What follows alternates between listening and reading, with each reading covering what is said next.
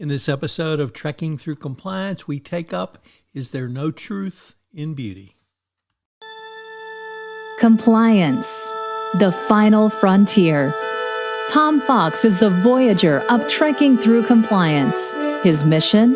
To explore the original series and seek out and share what it can teach you about compliance. Here's your host, Tom Fox.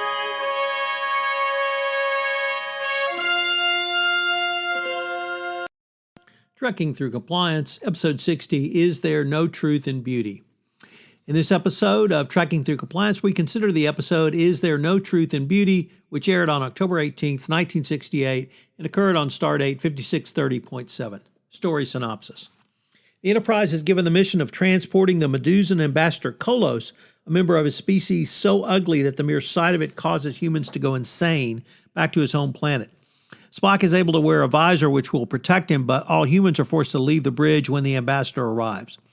The ambassador arrives enclosed in a specially designated box, but he's also accompanied by the telepath Dr. Miranda Jones, who's looking after his special needs. Like Spock, Jones is able to look at the Medusan through a visor, supposedly because she has studied on Vulcan. Larry Marvick, one of the designers of the Enterprise, has also beamed aboard. He is in love with Dr. Jones.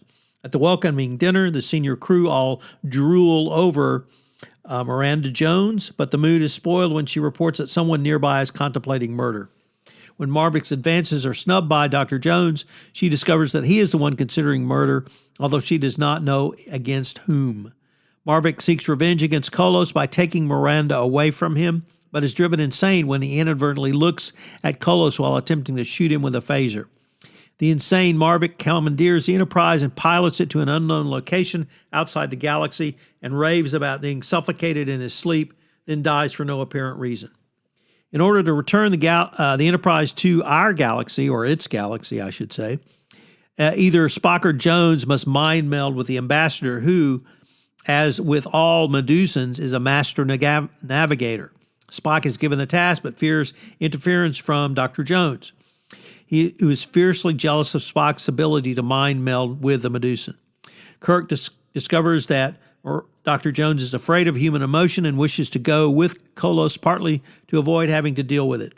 However, she learns of Spock's plans telepathically and demands that she be taught to pilot the Enterprise so that she can mind meld with Kollos.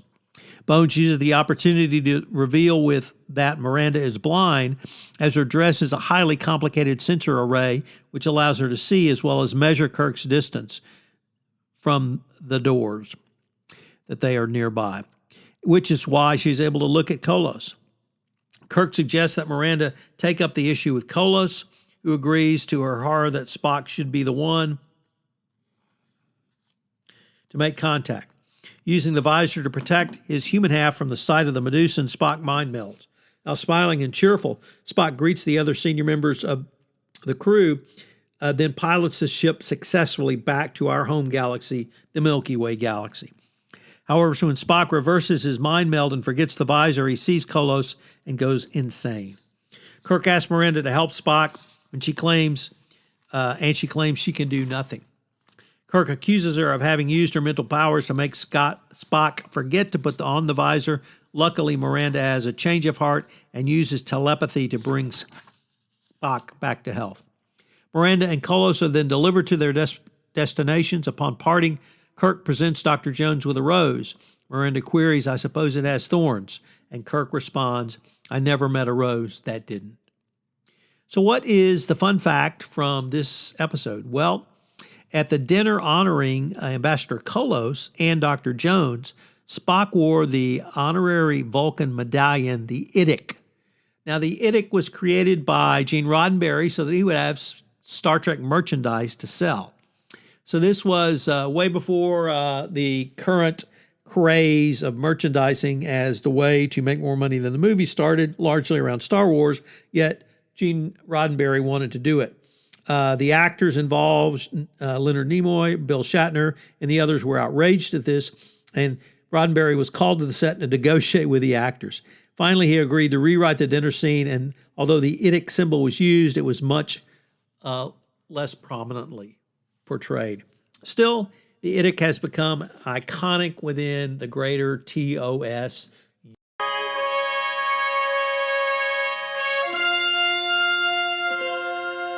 There are lots of references to Shakespeare in Star Trek, the original series, and there are several in this episode. Miranda was the name of Prospero's virginal daughter in The Temptress. Spock, Kollos, and Miranda also reference the play when Kollos sees Miranda for the first time through humanoid eyes. Oh, brave new world that has such creatures in it, to which Miranda answers, "'Tis new to thee." Spock and Kollos say such creatures, a common misquotation as the play's line actually read such people.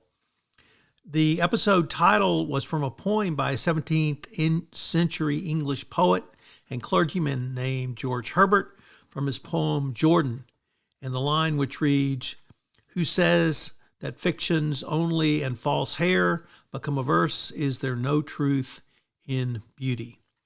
The episode script was an unsolicited script, which producer Bob Justman read and recommended.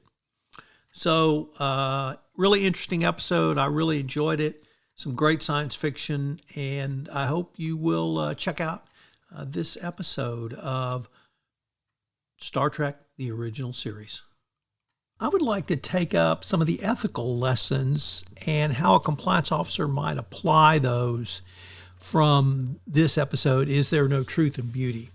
Number one, respecting cultural differences. In the global business landscape, compliance professionals must be mindful of cultural sensitivities and accommodate the unique needs of diverse stakeholders, such as employees, customers, and business partners from different backgrounds.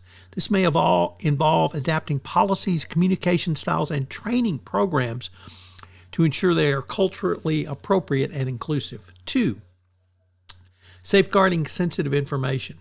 Compliance professionals must implement robust data protection and information security measures to safeguard sensitive corporate data, intellectual property, and personal information. This includes adopting secure storage and access controls, implementing data encryption, and establishing clear goals on data governance policies. 3, maintaining impartiality and objectivity. When conducting investigations, enforcing policies, or making compliance-related decisions, compliance professionals must strive to remain impartial and objective, avoiding personal biases or conflicts of interest. This may involve implementing independent oversight mechanisms, establishing clear decision-making frameworks, and providing training on unconscious bias. Number 4, balancing safety and individual rights. Compliance professionals must find the right balance between organizational risk, organizational security, and risk mitigation, and the rights and privacies of employees, customers, and other stakeholders. This may involve carefully evaluating the necessity and proportionality of security measures, as well as ensuring compliance with relevant privacy regulations. 5, transparency and communication. The effective communication and transparency are critical in a corporate compliance environment, as compliance professionals must clearly convey changes, incident response procedures, and other compliance-related information to various stockholders. This may involve developing comprehensive compliance training programs, establishing open-door policies, and fostering a culture of trust and open dialogue throughout your organization. And finally, ethical decision-making. Compliance professionals often face complex ethical dilemmas where they must balance competing interests and considerations. Remember, you're being audited as a compliance professional literally all the time. Developing a robust ethical decision-making framework, providing ethics training, and fostering a strong ethical culture can help compliance professionals navigate these challenges effectively.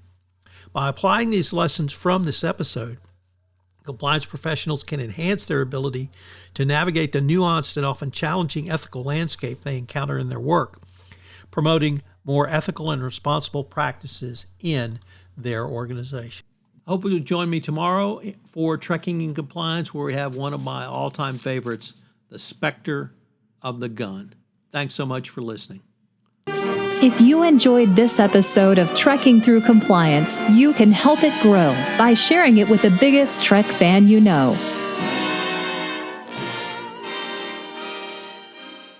This podcast is a part of the C-Suite Radio Network. For more top business podcasts, visit c-suiteradio.com.